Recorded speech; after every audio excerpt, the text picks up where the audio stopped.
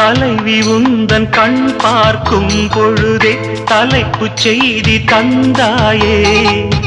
தலைப்புச் செய்தி புரியாமல் தவித்தே தலைப்பை கையில் தந்தாயே. உறங்கும் போதும் உந்தன் பேரை சொல்லி பார்க்கிறேன். உன்னை கண்டு பேசும் போதோ உச்சி வேர்க்கிறேன். இந்த சுந்தர வார்த்தைகள் தந்தது யாரடி உன்னை கேட்கிறேன். உன்னை தொட்ட தென்றல் இன்று என்னை தொட்டு சொன்னதொரு செய்தி.